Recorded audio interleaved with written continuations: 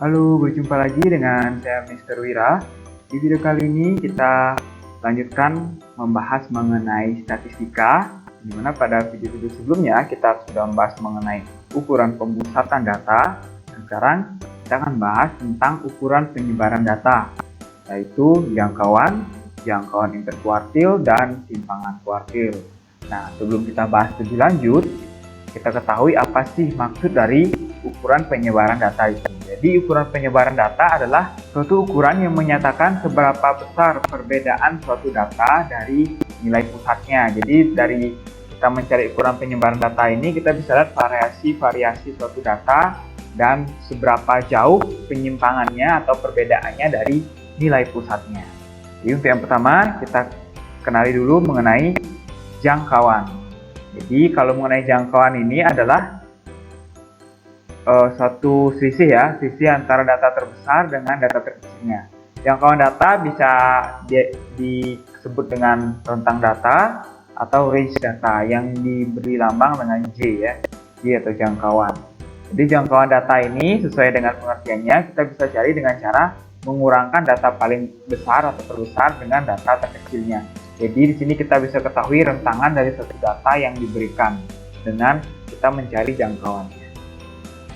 Berikutnya, jangkauan interkuartil. Jadi jangkauan interkuartil ini atau kata lainnya hamparan adalah selisih antara kuartil ketiga dengan kuartil pertama. Dirumuskan sebagai berikut, yaitu H sama dengan Q3 dikurangi Q1.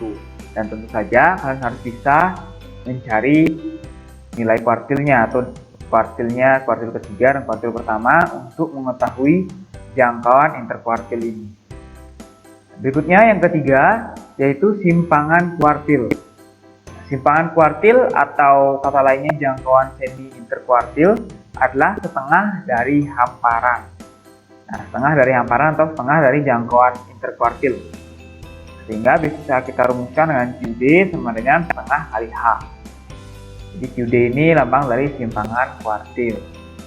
Dan simpangan kuartil ini dapat menunjukkan tingkat konsentrasi nilai dari suatu pengamatan. Simpangan kuartil inilah kita ketahui bagaimana nanti perbedaan suatu data dari nilai pusatnya ya, atau dari data pusatnya. Nah, dengan melihat simpangan kuartil juga kita dapat mengetahui secara merata tidaknya suatu nilai pengamatan yang diberikan. Oke, kita untuk memperjelas kita perhatikan contoh pertama berikut. Nah, diketahui suatu data ya, diminta untuk menentukan jangkauan interkuartil dan simpangan kuartil dari data tersebut. Nah, yang pertama kita urutkan saja datanya terlebih dahulu dari yang terkecil ke terbesar. Nah, jadi pengurutannya seperti ini. Kita perhatikan jika ingin mencari jangkauan atau rentangan datanya, kita hanya perlu mengurangkan data terbesar dikurangi data terkecil, yaitu 10 dikurangi 4, sehingga jangkauan datanya yaitu 6. Nah, untuk mencari jangkauan interkuartil, kita harus cari terlebih dahulu kuartil pertama dan kuartil ketiganya. Nah, langkah pertama pasti kita cari tengah-tengahnya dulu ya, untuk kuartil keduanya dulu. Karena ini ada sebanyak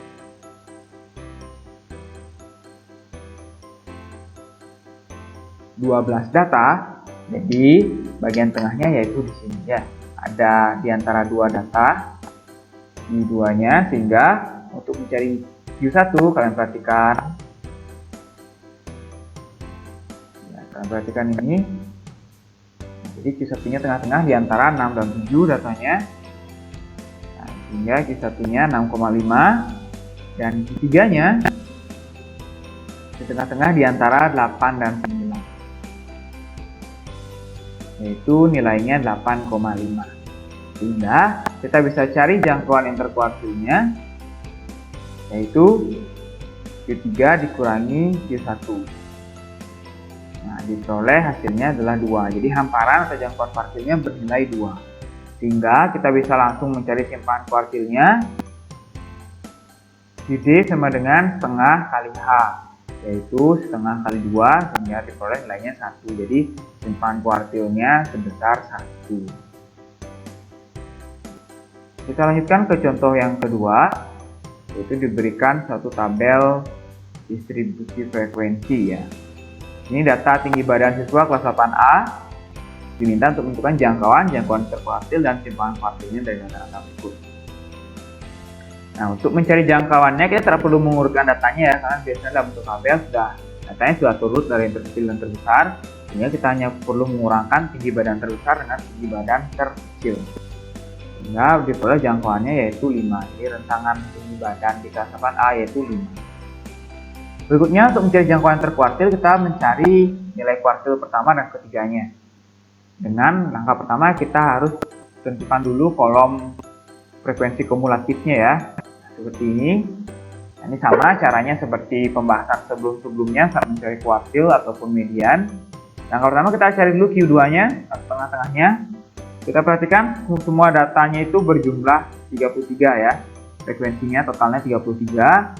Sehingga untuk nilai tengahnya atau Q2-nya itu tepat ada satu angka. Sehingga kita bisa cari dengan cara seperti ini Q2-nya pada data ke N ditambah 1/2 dengan nilai N itu total frekuensinya. Sehingga Q2-nya itu pada data ke-17. Dan data ke-17 itu berada di sini. Nah, sehingga Q2-nya harus 37. Berikutnya, untuk mencari Q1 atau kuartil pertama, ya, kita cari bagian tengah dari data pertama sampai 16 ya. Karena Q2-nya pada data ke-17 tepat di tengah-tengah, sehingga pada bagian kiri yaitu kita cari dari 1 sampai 16 datanya. Jadi tengah-tengah di antara data ke-1 sampai data ke-16 yaitu di antara data ke-8 dan data ke-9 tentunya. Sehingga kita bisa temukan Q1-nya di sini. Nah, dilihat dari frekuensi kumulatifnya ya. Frekuensi kumulatif di sini maksimal sampai 11. Jadi kalau kita ingin mencari data ke-8 dan data ke-9 ini ada di sini. Di 136. Sehingga Q1-nya 136. Nah, untuk berikutnya mencari Q3. Jadi setelah 17 jadinya ya, setelah data ke-17 di Q3-nya kita cari tengah-tengah dari data ke-18 sampai data ke-33. Di bagian tengahnya yaitu data ke-25 dan data ke-26. Sehingga ini dia data ke-25 dan di antara data ke-25 dan data ke-26 ini. Nah, ini data ke-25 ya. Karena sini maksimal sampai 25 dan data ke-26-nya ada di sini. Di 139. Nah, sehingga kalau di antara dua data ini kita mencari Q3-nya dengan cara seperti ini.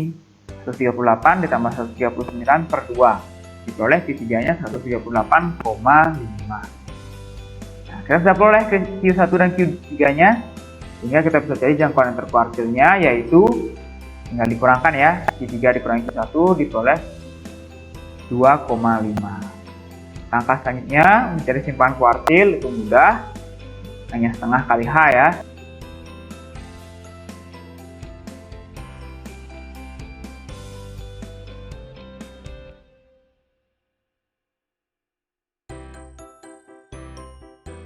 Coba dua soal berikut untuk mencari jangkauan interkuartil dan simpangan kuartilnya.